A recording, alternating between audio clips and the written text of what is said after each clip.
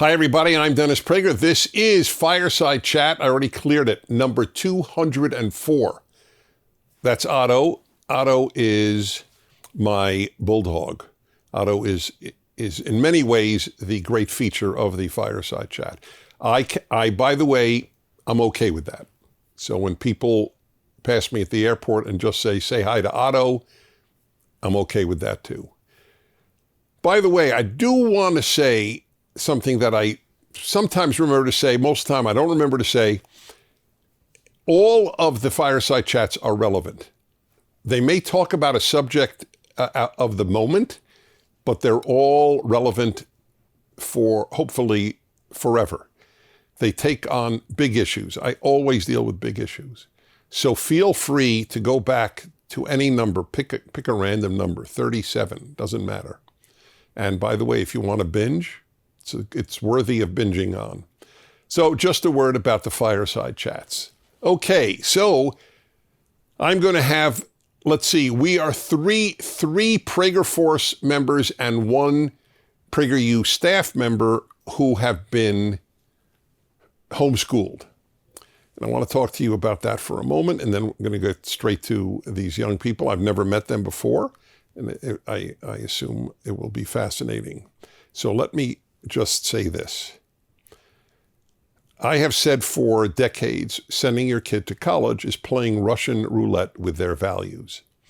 In Russian roulette, I believe there are 6 chambers to a gun. One of them has a bullet.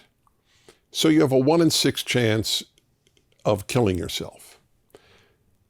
In college, it's the opposite. 5 of the 6 chambers are filled with bullets. You have a 1 in 6 chance of your kid not being ruined. That's the tragedy. And I mean ruined. And now it's the same for elementary schools and high schools. The tragedy of the desecration of something holy called education in America, done by the left because the left ruins everything it touches. There has never been an exception since Lenin, Vladimir Lenin, not the John Lennon of the Beatles fame, is one of the rules of life. I'm not talking about liberals, I'm talking about leftists. I have no problem with liberals except that they vote for the left and thereby ruin liberalism. But that's another subject. What's happening in the schools to your kids, their innocence is ruined. They have drag queen story hours when they're 5 years of age. They're told that they're not boys and girls, they're students, because we can't have a binary distinction in school. We don't know if they're boys and girls. They may change their mind. These things are really done at schools. America is depicted as a systemically racist, hate-filled, genocidal, imperialist country. I'll give you an example of one of the many, many lies told to your children, that slavery made America rich. That's pure lie. Slavery made America poor. The poorest part of America was the South. The South was the slave states. So that's one proof. Here's an even better proof. About, 340,000 or so Africans came to the U.S. as slaves. About, 5 million, 6 million went to Brazil. What is that, 10 times more? More than 10 times as many slaves. If slavery made America rich, why didn't it make Brazil rich? Why didn't it make the Caribbean rich? It's a lie. There's no truth to slavery made America rich. There's no truth to it. There's no truth to America was founded in 1619. Your children are not only learning lies, they're learning pernicious lies. It's a bad idea to send your kid to a typical American school, private or public. What are the choices? A good school, some exist, or homeschool, which I'm a very big fan of. However, people are afraid. They're intimidated, and I don't blame them. It sounds like you will have to change your whole life if you have your child homeschooled. So we're going to talk to some homeschooled children. By the way, see our film, Miseducated. Not as in Miss America, but miseducated as in misstatement or mishap or misdeed. see it, and you'll get an idea of what your kids are, in fact, learning when they go to school, a regular school, a government school, or a private school. So we're going to talk to these 4 young people who have all been homeschooled, and we're going to find out how intimidating it is. And it might be, by the way. I mean, my commitment is to telling you the truth. But that is the finest alternative, unless you have a great school in your area. That exists mostly in rural areas, on rare occasion in an urban locale as well. So we're now going to turn to our homeschooled Prager Force members. Okay, so let's meet you, and we'll start with you, Brett. How old are you? I'm 19. And you currently live where? I live in Boise, Idaho. Oh, I didn't even establish that when we spoke earlier. But you grew up in Chattanooga? I lived in Chattanooga until I was about 11 years old, and then I moved to Burbank, California, which is a suburb of LA. And then this past year, I was part of the California exodus, so I left California and went to Idaho. You and so many others. Idaho is a major, I would say Idaho. I know so many Californians who've moved. Idaho, not in any order. Texas, Tennessee, Florida. Those seem to be, then there's Utah and Arizona, but Montana is also huge. So have you met Californians in Boise? I have a few of them. We're not as common as I expected, but we all keep a pretty low profile because they'll throw stones at you. Yeah, yes, they will. Why do they want people who've ruined one state to ruin another? Exactly. I totally get it. It's like New Yorkers in Florida. Don't come. We'll pay you not to come. I get it. Exactly. So I've prefaced it that my family's from Tennessee. Very smart. My parents are from North Carolina and Georgia. So I always say, I'm moving here from the South. Oh, God. That's very funny. I will be in Chattanooga in a week, ironically.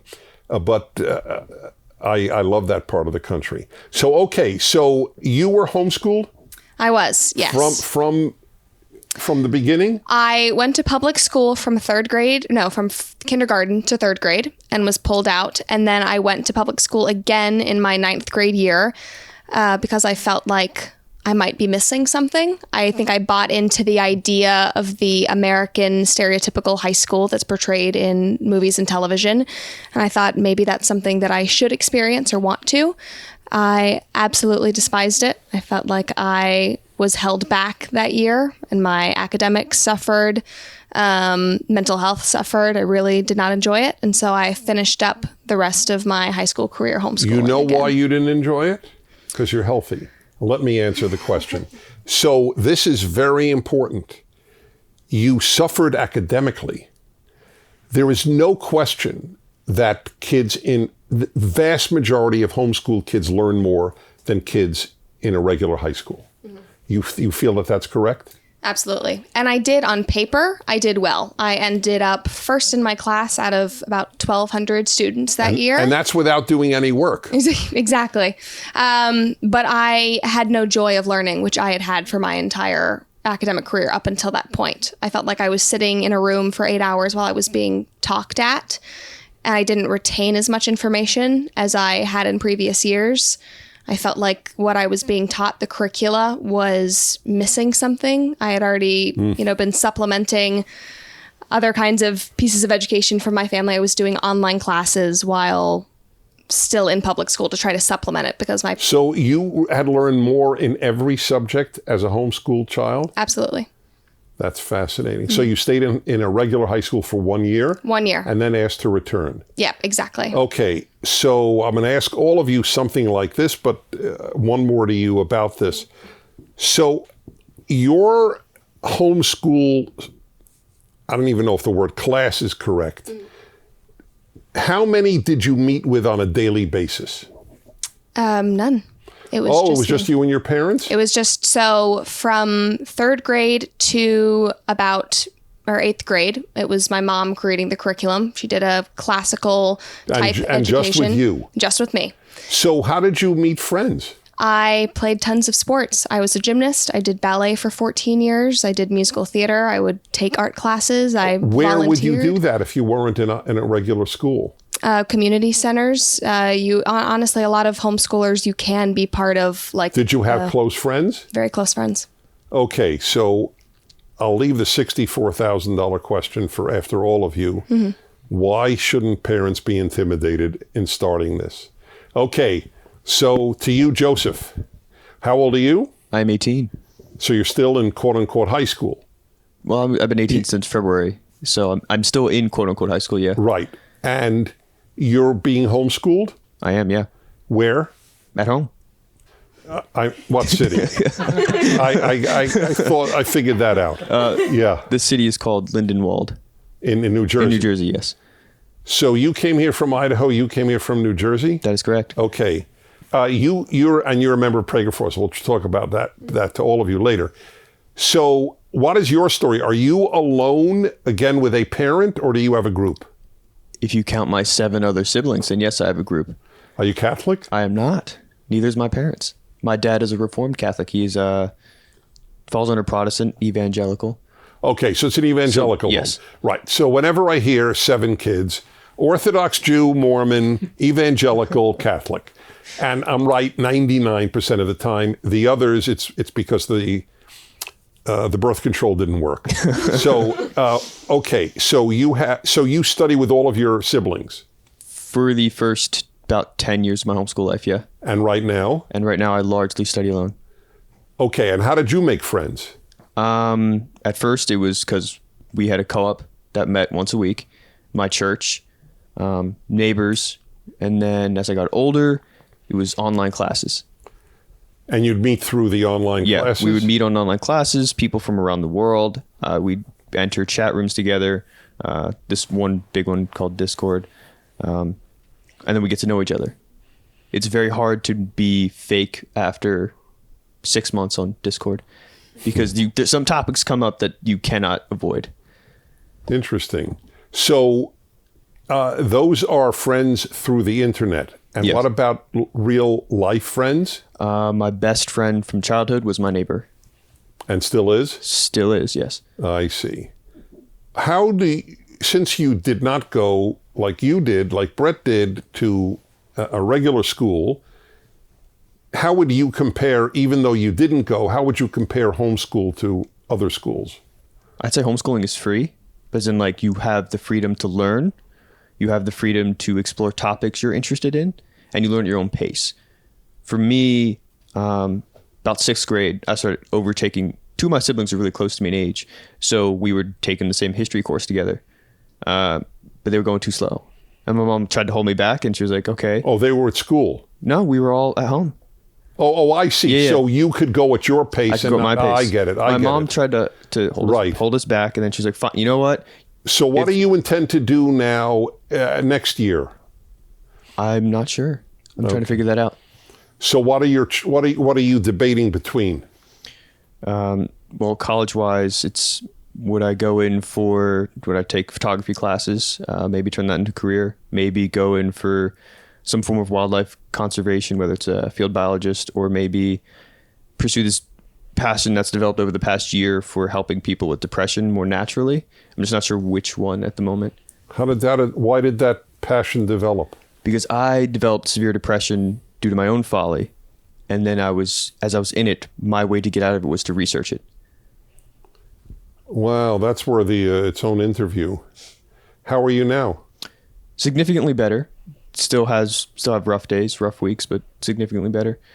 Would you rather not openly talk about your folly, as you put it? I'm perfectly fine with talking about it. And that folly was? I spent roughly 8 to 12 hours a day playing video games in a dark room, skipping meals occasionally because I didn't feel like going and eating. I didn't have social interaction. I didn't even interact with my family for the most part. So it was largely just... I'm very glad I asked you, and I'm glad you were open about it. I've read a lot about the video game issue. Obviously, there's no question you know more about it. I read a very interesting piece by a psychoanalyst, and they described it as you get, it wasn't adrenaline, it was another hormone that is created in the excitement of the video game, and you become addicted to the hormone. Mm-hmm. Does that sound right? Yeah, works along similar functions with things like social media. It's dopamine is one of them. Dopamine. Yep. There was dopamine. That's correct. Yes. So breaking out of it has to be hard. I'm still trying to break out of it. Yeah. Oh, fascinating. Do you go to a 12-step program? Largely, it's a mental battle with myself. Yeah. But are there 12-step programs? I haven't heard of one. Really? I don't understand why, because video game addiction is real as drug addiction. That's something I've also been trying to figure out. Well, if you want to help a community, I know a lot about AA. I've not personally been a member, but I know a lot about it. Family members have, and it's phenomenal. And it gives you a base of humans who have your exact same experience, and it's tremendously empowering. So it's something, since you want to deal with that, even perhaps professionally, you might want to start. Let's see, I guess it would, let's see, there's AA, there's NA, there's Sex Anonymous, there's food, it's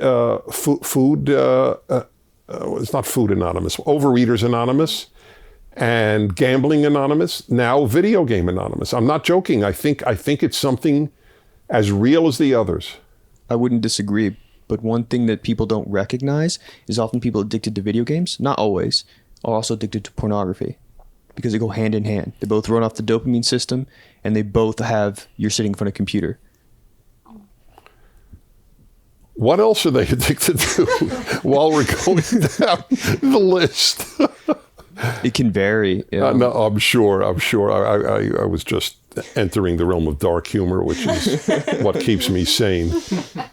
Well, I salute you. Look, all of life is a battle with oneself. This is the greatest single lesson of religion when it's done right. You're supposed to battle yourself from age 3.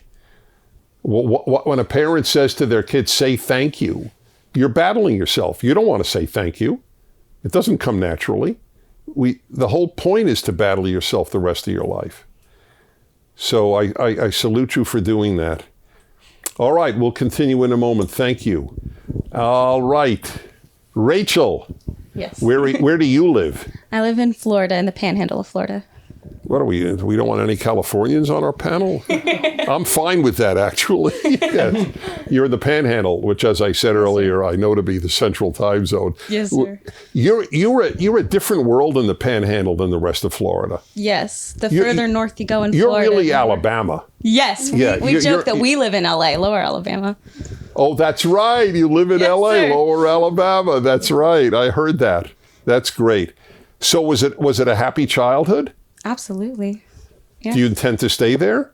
In Florida, yes. I mean, I want to live close to my family. We're a very close-knit family. So how many are there in your family? There's 9 kids, so that's 11 total. 9. Wait. 11 total family members is what I mean, yes. Including the parents. No, you have 8 siblings? Yes, sir. Do you know their names? Yes. Can I hear them? Okay. Rob, and then I'm Rachel, Rebecca, Noah, Zeke, Lydia, Selah, Jedediah, and Jethro. I detect a biblical connection. Yes, with the exception of my older brother, only because he's a junior. Everyone else is a biblical name. So are you also evangelicals? Yes, sir. We're Southern Baptist. What were your parents raised? Both of them Southern Baptist. So they did they have a born-again experience? Yes, sir. When they were young, they accepted Christ as their Savior. So, but they were raised in a Christ-centered family. Yes, sir. Right. So you are homeschooled. Mm-hmm. And how many, so in your case also, 9 of you being homeschooled? Yes. So how do you answer for the average family that has 2 kids or even 1? How can they manage to homeschool? Well, I feel like the fewer kids you have, sometimes it's less intimidating because you don't have to worry about multiple ages and grade levels. So for families with a smaller amount of children, it's almost a little bit less daunting. And you were homeschooled by one or both parents? My mom was the primary teacher. My dad was the principal. So if you were bad, you were sent to the principal's office? Absolutely. And he's an Air Force vet, so you would get it. Oh, you if don't were mess bad. around with Air Force vets. Oh, that's really a riot. I get it. So how old are you? I'm 19. And what does that mean in layperson's terms? Is that college age? What are you? Well, I am a college student, but I am ahead of everybody else. I'm going to graduate with my bachelor's in December. Wait, you're how old? I'm 19. I'm a sophomore in college age-wise, but I'm a senior academically. You're going to have your BA at 20? I'll have my BS in criminal psychology. At 20? At 19. I'll be At 19. 19? Yes. And what college? Liberty University. But you're doing it online. Online, yes. How is that working out? I enjoy it. It's very much what I'm used to with homeschooling. I taught myself for a lot of my high school career through just reading textbooks, a couple lectures from other curriculums, but for the most part, I taught myself, so I'm used to it. And so what are your hopes for your future? My ultimate goal is to be a stay-at-home wife and mom, like my mother was and is. You see, if we have someone here who went to Berkeley, if you said that at Berkeley, you would be stoned. Not with marijuana, with actual rocks. Yes. Yes, I just want to make that clear. She's off camera, but Olivia, does anybody in all of Berkeley say what she just said? Absolutely not. Not one. Not one. That is exactly what I imagine. That if a girl got up in class when they said, well, so what are your plans? Well, frankly, as much as I'd like a career, I really think the best thing I could do with my life is raise good people, and I'd love to marry a good man. If she had said, I would like to mate with an animal, they would have more respect. I'm not joking. It sounds sick, and it is sick, but I'm not joking. That is about the worst thing one could say. But if you're in Pensacola and you are on Liberty University's website and you come from a Christian home, it's kosher. Yes. To mix religious metaphors for a moment. That is priceless. So how are you going to meet a guy? How does it work there? You're going to go on Hinge? I'm sure you're not going to go on Tinder, but what will you do? I would love to meet a guy at church. Currently, the people in my age group, I do not believe are at a maturity level that I would expect for marriage. But I would love to meet a man at church who I know shares my same values, both religiously and politically. I wish you that, because that's pretty. How many kids you want? 9? As many as the Lord will give me. All right, so might beat your parents. Could be. I bless you with that wish. Thank you. Great to meet you. And finally, Taylor. Yes, sir. So Taylor, you're staff at PragerU. I am. Yeah, I've been on staff about 1.5 years. Do they like you? No, that was a joke. We assume if you're still there, they like you. Do you like them? Oh yeah, I'm really loving it. Almost everyone. Will Witt gets on my nerves sometimes, but you know. That is hilarious. Didn't they make a doormat with Will's name? They sure did, and it's in front of Craig Strazzeri, our CMO, his office, and he wipes his People feet don't off know on it every that. day. I've really revealed a PragerU secret.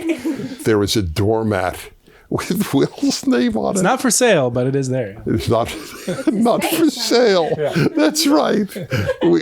That's wrong. It would be wrong to sell it. That's correct. But when I saw that, I burst out laughing. That was Craig did that? He did, yep. So we need a Craig doormat. I mean, Will wanted to fight back. He should get one. It says in the Bible, eye for an eye, mat for a mat. Seems just. It's a well-known read of that verse. So where did we find you? Where were you living when you came to us? I was actually here in LA. I was working at a marketing firm in Hollywood for a few years, and but was not finding meaning in that and saw No kidding. Yeah. That's a shock. Marketing firm in Hollywood. Yeah. It's a very big source of meaning in life. Yeah. So were you homeschooled? I was homeschooled for about half of my high school years, and then I had a shorter stint in elementary school that I was homeschooled. Why half of your high school years? So I'm from a missionary. I'm a missionary kid, and Mormon?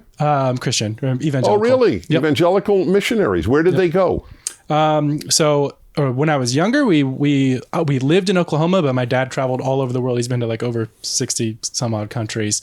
But we had stints living in Brazil, Panama, and Honduras before I graduated high school. And in those places you were homeschooled. Yeah, in part. I would go, like in Brazil, for example, in my 8th grade and 9th grade years, I would go to Brazilian school in Portuguese in the mornings. I didn't learn anything except Portuguese and talk to kids. Can you speak Portuguese? Yeah, I'm pretty close to fluent now. Really? Yep. Que horas são? Não sei, são as 2 horas da tarde por aí. He does. He really does. Obrigado.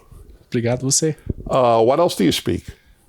So my Spanish is pretty much on par with that. After learning Portuguese in Brazil, I came back to the States, went to public high school, tested out of a couple levels of Spanish just based on what I learned from Portuguese because they're both Latin-based Romance languages, and then learned Spanish after moving to Panama. That's where I graduated high school.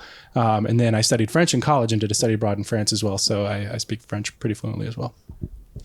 Very unimpressive. I'm crazy about languages. I studied a lot myself. I love it. I love that you know it. Now, there's a great example, although I can't credit homeschooling, although that is interesting. Did you learn a foreign language? I know you don't have the mic. You learned Latin? None? Yeah. Any foreign language? German and sign language. Really? German and sign language? Yeah. You know sign language, Taylor? I did not know sign language. Oh, man. Oh, my God. And we hired him? So why, when you say you did half of high school and half home, was that in America? My sophomore year, I was living in the Nashville area, and that was homeschooled.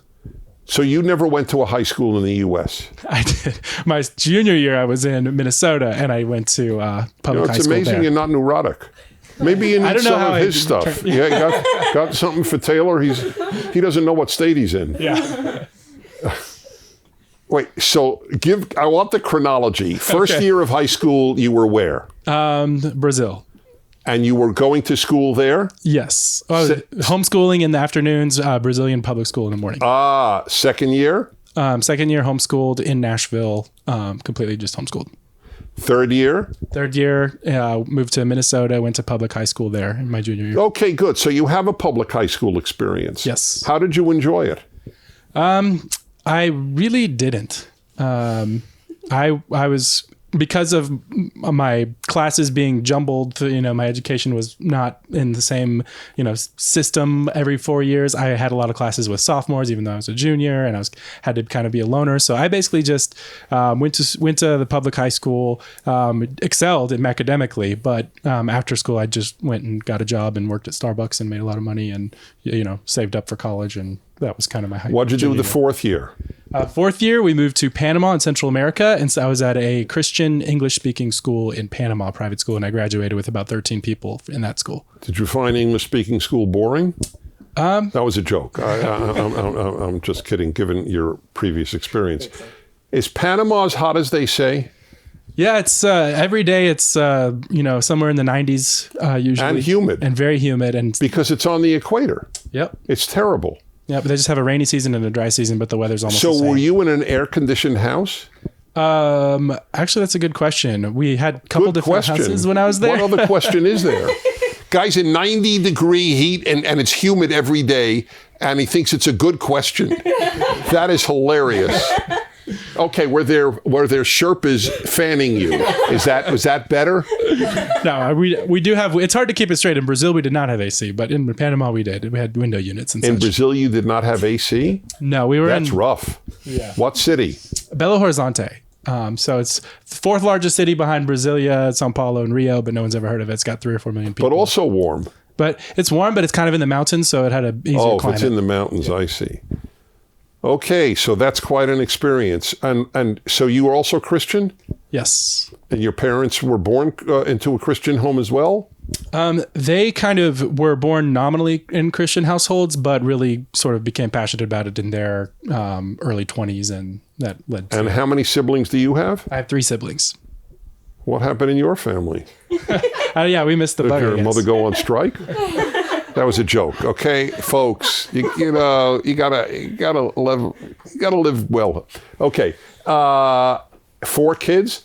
Or just Yes, 4. for given your experiences, Merely 4. it's like it's not, I won't ask him their names if he didn't know them. I only have 4 too. Oh, really? Bookends. Oh, that's very nice. Why? I don't know. I'll ask you why later. But anyway, so do you recommend homeschooling? I do. Well, it depends on the context. I mean, having experienced everything, I think the biggest factor is do the parents understand what the students are being exposed to when they go to whatever school environment they're going to, and are they involved in their child's life and talking to them when they come home from school and that type of thing. But homeschool, at least you don't have to worry about what your child's being exposed to, the different culture. And I'm a little bit older than them. Obviously, I'm 31. At my time, You're 31? I am. You look 23. I'll take that as a compliment. That's It good. is. It is. You don't. Did you know he's 31? Somewhere around there. I'm asking Megan, by the way. I'm not looking at a chair. Did you know, seriously? No, I didn't. I knew he was somewhere. Do you all agree with me that he doesn't look 31? He's a youthful young? face. Yeah. So very wait, are happy you married? Yes, I was married 2 weeks ago. Just got married. Oh, that's great. That is exactly the answer I wanted. How'd you meet her? You could say Tinder. Actually, no, through a friend group Okay. here in LA. Yeah. Through a what group? A friend group. My roommate met her, brought her over as part of like some game nights and stuff. And So was she homeschooled? no, she went to public school in the Atlanta area. I see. Well, congratulations to you. Thank you. You want more than 4 kids?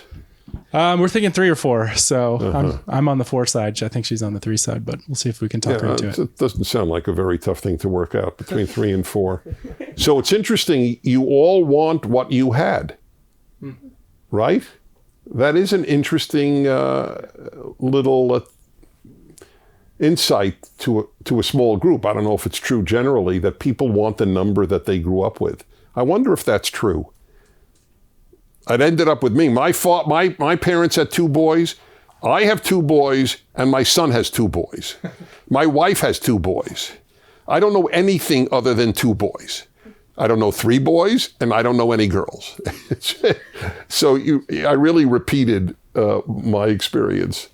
All right, so let's talk about homeschooling specifically now that we met you. All right, and anybody could take the mic. Would you all recommend it? Or is there any ambivalence on the part of any of you?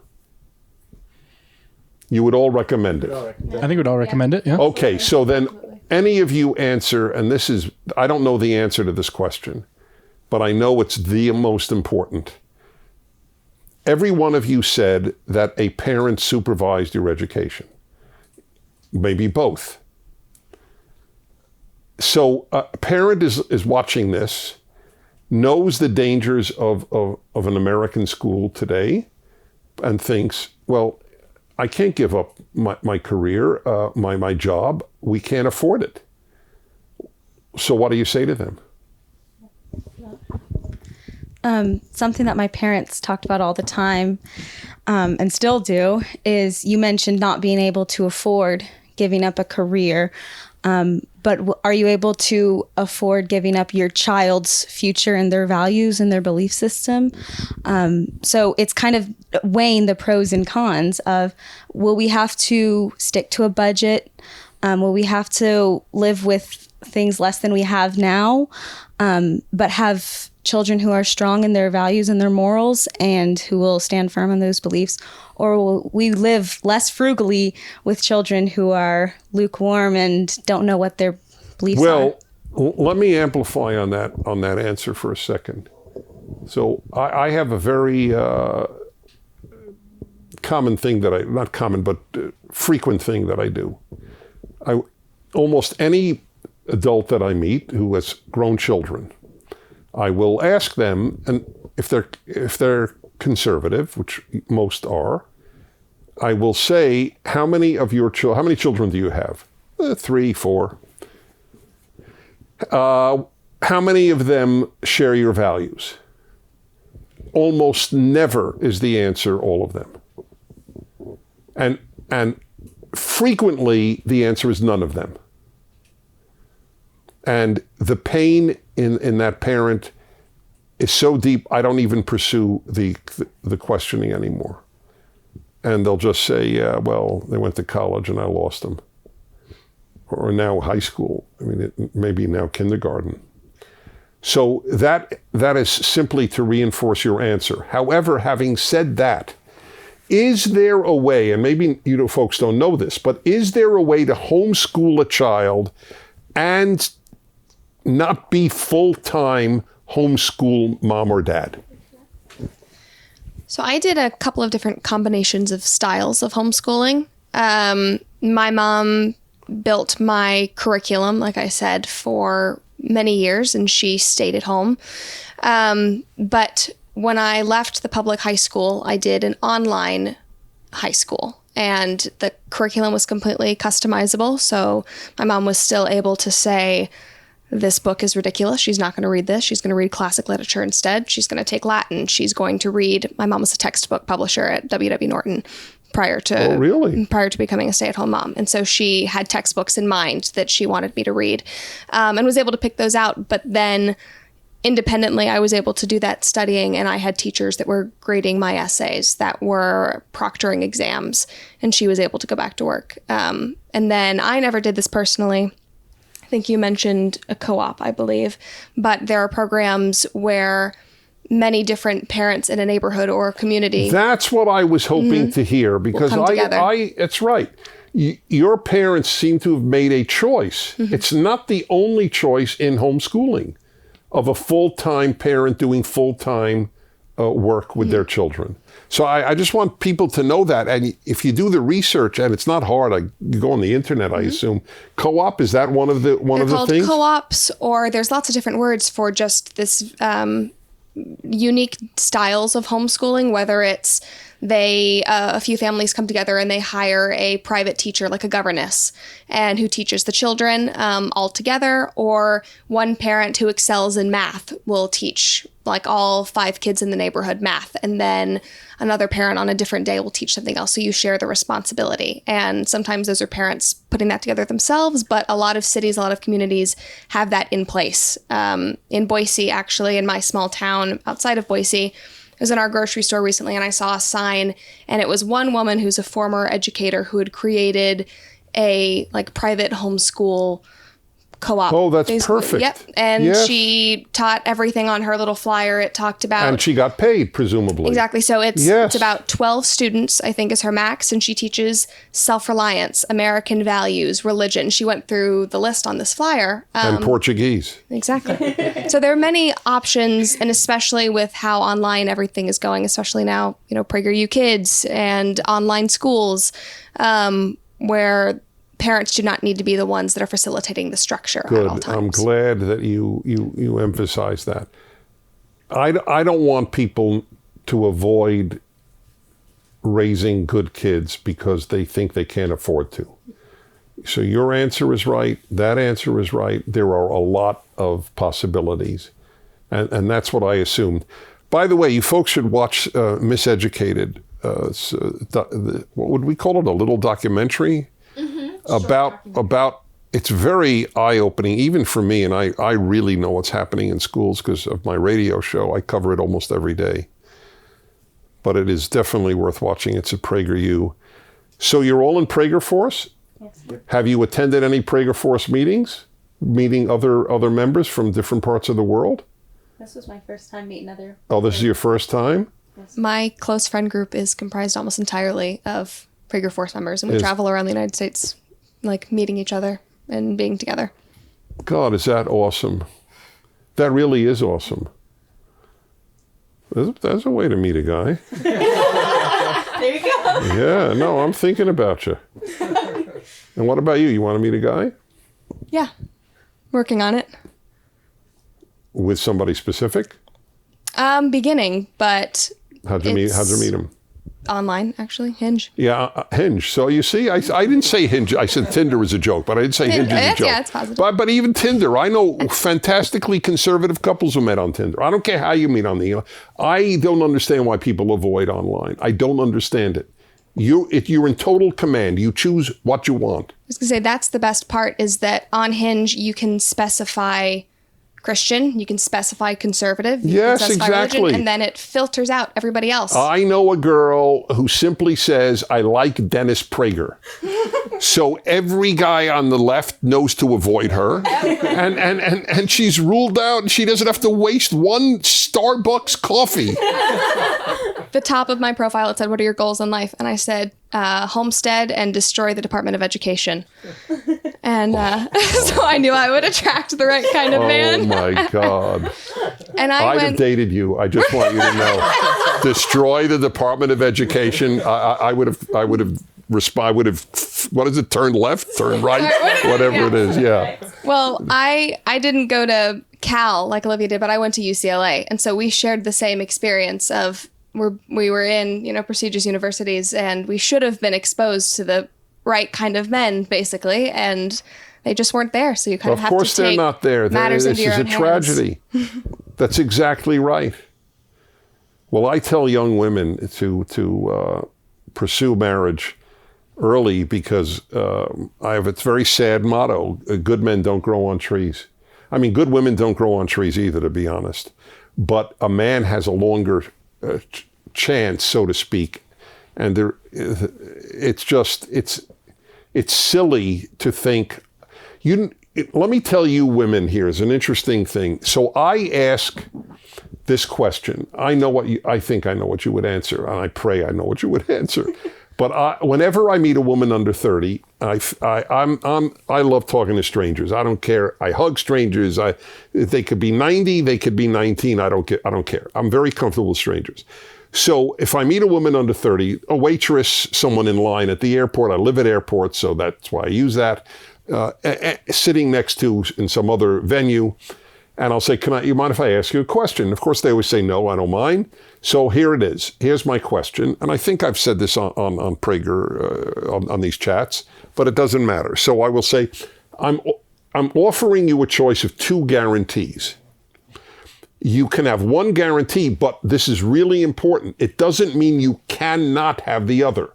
It only means one is guaranteed. Which guarantee would you want? The guarantee of a great marriage or the guarantee of a great career? And the answers are so interesting. And it's about 50-50, which is depressing.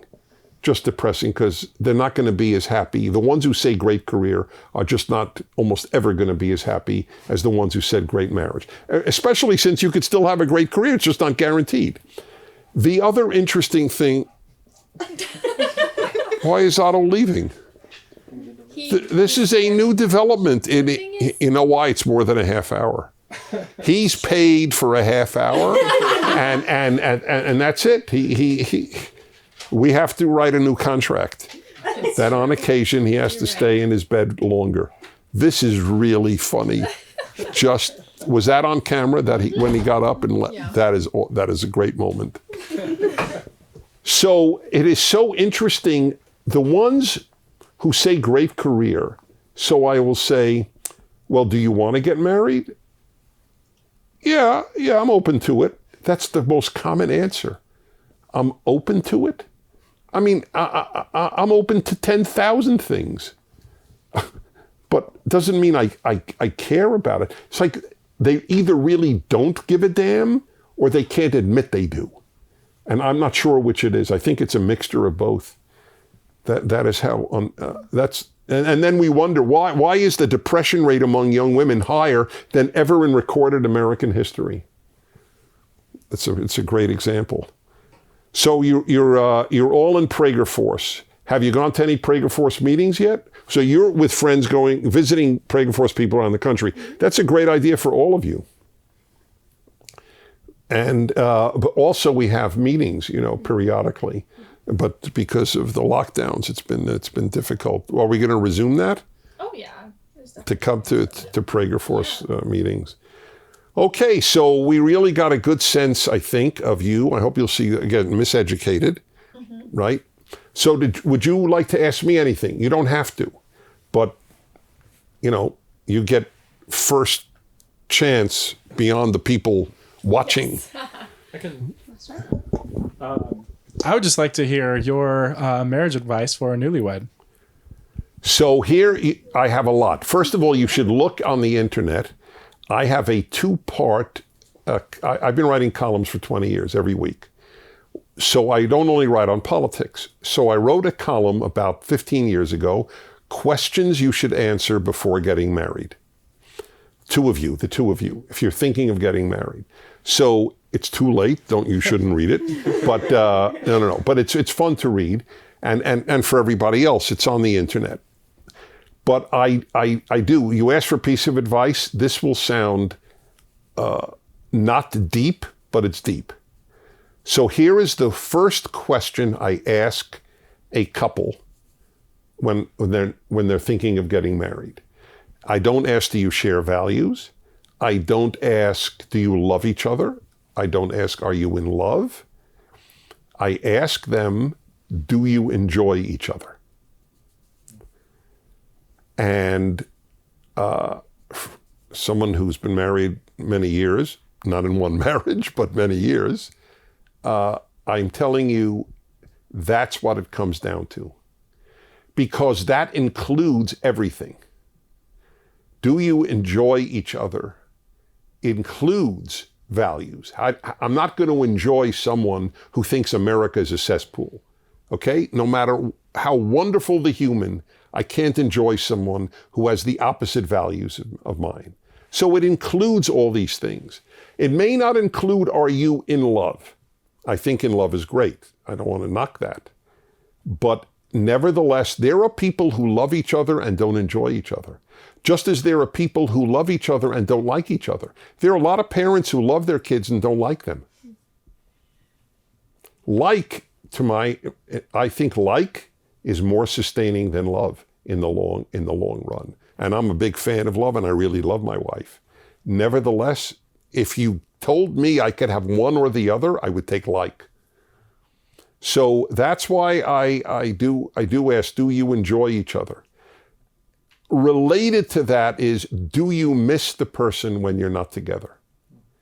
That to me is about as great a question and thing to have as you can have. And I am really happy to say I miss my wife when I'm not with her. And whenever I come home, I look at her and I go, honey, you missed me. Which is not what any of you expected right now. But she's learned to find me funny. In any event, that's what was that at all helpful? Yeah, thank you very much. Good, and good luck to you. Thank you. Anybody else want to bounce an idea off me or a question? Want to ask me the capital of Idaho? Well, I guess just... By the way, it's not Boise, it's Boise. You said Boise. Boise. See, I listened to that stuff. Did you pick on that? Pick that up? I didn't, no. Everybody says Boise, correct? Outside of Boise. Mm-hmm. So there are a lot of places like that where the locals are the only ones who pronounce it a certain way. Okay, yes. I suppose just another advice question. What is your best piece of advice for a young person like myself after college? Find a spouse. I'm working on it. Yes, I know you are. That is my best piece of advice. If people are asking me that career-wise, I've talked a lot about this, including on Fireside chats, about the whole issue of, follow your passion, which is, if you can make your passion a livelihood, you're very lucky. Most people can't. I mean, what if your passion, who said photography? You did? So I happen to be into photography. So are you pretty good at it? Do you have a good camera? I mean, I'd say I'm pretty good at it, but that's just me bouncing off other people. I'm not very good Yeah, at no, being that's proud fair. of myself. That's Yeah. good. What do you like to photograph? Usually nature related, so macro, birds, wildlife, landscape. So this is awesome. So I've been into photography my whole life. When I was your age, I would have given the exact same answer. Then at about midway in my life, I completely went to photographing people. My interest in photographing mountains today is so much smaller. But when I was your age, landscape photography, I traveled with a tripod so I could have the smallest f-stop and get the most detail. So anyway, so that's a good example of, it's very tough to make a living in photography, very tough. And what's your camera, by the way? The Canon EOS 80D. Is that a full frame? No, it is not. Right. So, okay, that doesn't matter. I was just curious. You'll want a full frame eventually. Eventually, yes. Yeah, but you can get great shots with the 80D. Yeah, I have the 5R. Yeah. So okay? Did you see? I hope they caught that. Yes. Had I said I have a Rolls Royce, he would not have reacted that way. And I don't blame you. I have no interest in a Rolls Royce, but a 5R, yeah, no, it's phenomenal. It's almost hard not to take a great picture. That's how good it is. So anyway, so here's a good example. That's your passion, or one of your passions, let's say. And the question is, can you make a living doing it? Now, my father's passion is a great example. My father's passion, and I did this on a Fireside chat. I vividly recall this. Recently? So I won't belabor the point. I'll just tell you he really wanted to be a doctor. Really, really did. And this was the 1930s or 40s. And his family had no money to send him to medical school. So he became an accountant. This is like, what does that have to do with medicine? Nothing. And he ended up loving being an accountant. And that was a great credit to him. He decided to love what he did instead of doing what he loved. So that's a piece of advice I would give people. You may end up doing something, and my belief is there is almost nothing I couldn't love doing. I would talk myself into it and love it. Obviously, I'm beyond belief lucky to make a good living doing what I do. But if I didn't do this, I would do something else, and I wouldn't be an unhappy man. I wouldn't let myself be an unhappy man. Those of you who did not see my interview with Yeonmi Park, you have missed something. You can see it, obviously. It's two episodes ago. This woman was sex trafficked as a young teenage girl in China. She was from North Korea. The woman radiated happiness. If she had PTSD, you would understand it. If she were taking massive antidepressants, you would understand it. And I asked her, why are you happy? Your father was tortured almost to death by the North Koreans. You watched your mother raped. You were trafficked as a Korean in China, and at 13. Why are you happy? And she said, I chose to be, which is my belief. That is deeply my belief. Everything in life is a choice. Everything. Did I ever talk about that on Fireside Chat? It's been a while. Yeah. That was the sermon I gave for my Jewish High Holy Day services. You choose everything. You choose to be happy. By the way, this was something maybe I should talk about. You choose to be religious. People think that they lead a religious life when they come into faith. I don't believe that. Some do. I didn't. I chose to lead a religious life because I didn't want to lead a secular life. I knew where happiness and meaning were, and it was the greatest choice I ever made. So life is filled with choices. It's like choosing to get married. It's a choice that a lot of your generation isn't making. And they will pay the price later on in life. Of that, there's no doubt. So anyway, that's my view on the passion issue and what you do for a living. So good luck. Mm-hmm. Good. Anything else? Anybody want to raise an issue? We'll see. Good. What are the things that give you hope for the future of this country? You. No, I'm not being cute. I just spoke in Hungary to young people because of PragerU. They watched the videos. They invited me. Same in Romania 3 years ago. When I meet young people who treasure freedom, that begins with that, treasure liberty, and have good values and believe in personal responsibility and kindness, et cetera, I get hope then. Having said that, I want you to know the crisis in America is unprecedented. We have never, ever debated the issue of free speech, let alone suppressed it. It was the one thing everybody agreed on. I may hate what you say, but you can say it. And the left has destroyed free speech to a large extent in this country for the first time in American history. It has never happened since 1776. This is why we got the Statue of Liberty from France, and they didn't give it to any other country, and they didn't keep it for themselves, because this is the freest country, or was till the left took over. It's a very, very, I don't want to depress you, but I don't want to fool you into a fool's paradise. You are inheriting a much worse America than I inherited from my parents. There is no comparison.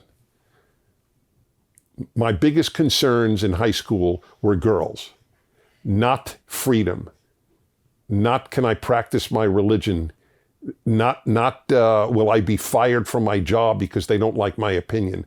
It didn't occur to me. I could worry about little stuff. Not that girls was little stuff, but you understand what I'm saying. I didn't have any macro worries, none. Communism was an evil. We had to confront it, but America's not communist. But America is closer to what the Soviet Union was today than to America at my age. That is mind-blowing.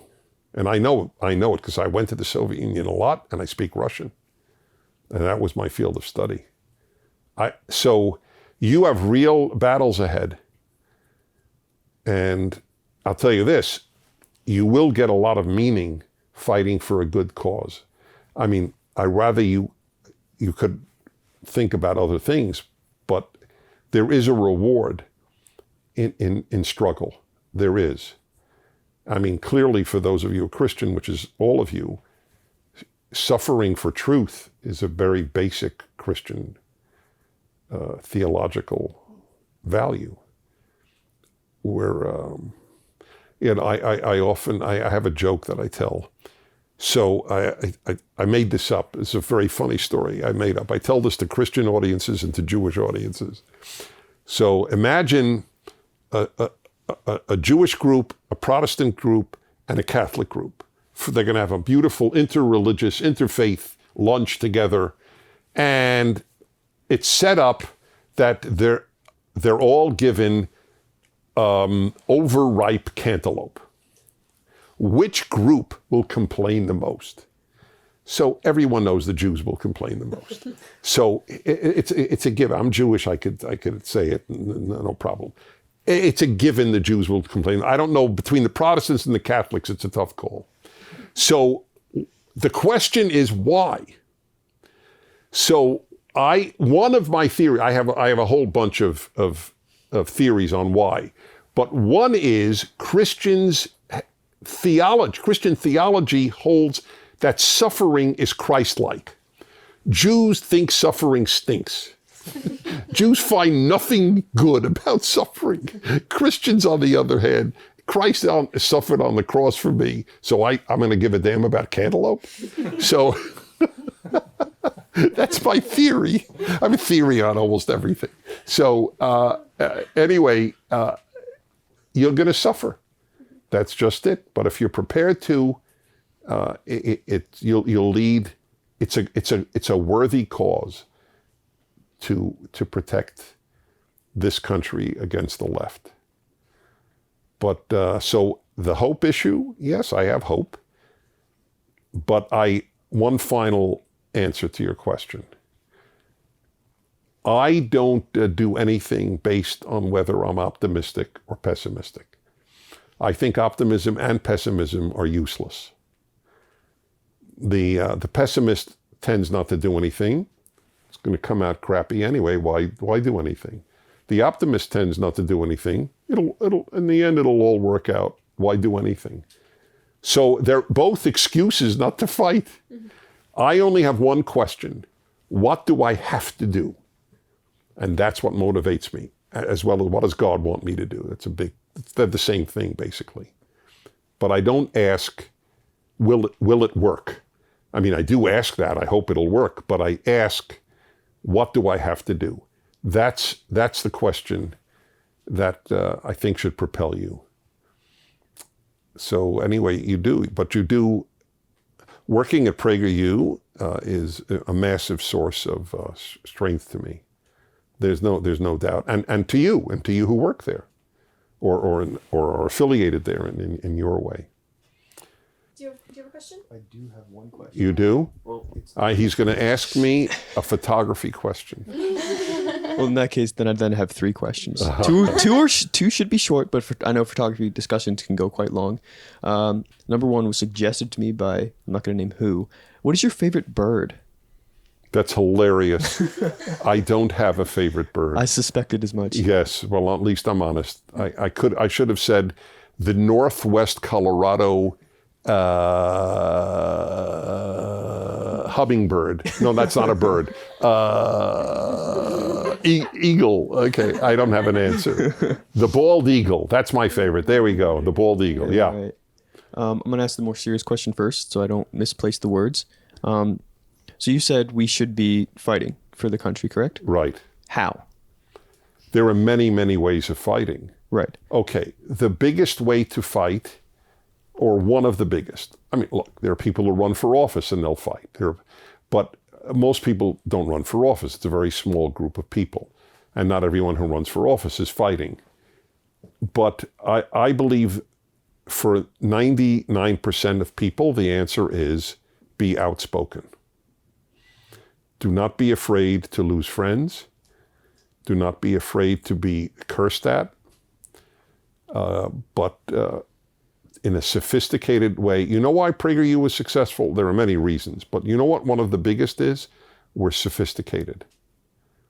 We don't say stupid things. We don't say lines out of emotion. Everything is thought through. We fight, but we fight smart. So you don't write on your Facebook page F and then fill in the name of some leftist. They do that, and they're children. We are to be adults. So put on your Facebook page, I saw this column which provoked me to think about things. And it could be a column by I'm only saying someone like me. I'm not saying by me. I don't care if it's me or someone like me, but a column that makes people think. And I'll give you an example. My column just 2 weeks ago was colorblind is the ideal. The left says colorblind is racist. Colorblind is the most non-racist possible view. Every liberal believed in colorblind as the goal. The left is racist. Liberals are not. Conservatives are not. Colorblind is the ideal. Your color, this actually happened today. So I'm walking to my car outside my radio, and a guy comes over to me, Dennis Prager, which happens a lot. And I'm very touched by it. I have no complaints at all. Dennis Prager, I go, yes, I'm Hispanic, or no, I'm Latino, and I love you. And I go, that's great. Here's my nephew, and I tell him, you know, it doesn't matter if you don't have white skin. You could still be conservative. So I looked at this kid, who must have been like 19, and I said, let me tell you my view. The color of your skin doesn't mean an effing, and I said the word. It wasn't effing. Doesn't mean an effing thing. Your skin color is less important than your shoe color. Great to meet you. That is the antithesis of racism. I don't give a damn about your color. I truly don't. Do you give a damn about your own color? You look in the mirror and you go, oh, a white person. No, you don't. You go that you say your name, right? I see Dennis in the mirror, not white. So this is the battle to be waged. You've got to be outspoken. You got to come out of the closet. What's your third question? What is your preferred camera? The R5. So let me tell you what I've done in my life. In a nutshell, because I could talk about any of my hobbies all day. Ever since I was a kid, I bought the most expensive camera I could possibly afford. If it meant going without lunch for a month or two, I didn't give a damn. I much rather have a great camera than lunch. So I would buy constantly the very best camera certainly from my mid-20s. I would buy the best camera made, 35 millimeter. I couldn't afford a Hasselblad. And then the new model would come out that was better. I kept the box. I kept everything, sold the previous one, and got the very best. And I've done that to this day. I now have what I believe is the best digital camera made, and the R5 of Canon. And so when they come out with a better R5 Model 2, I will trade in the R5 and do it again. Because I always wanted to have the best camera. Not the best car. That's who you choose. What you have to choose in life. Unless you're rich, you can't have the best everything. And the best camera is not going to, set you back.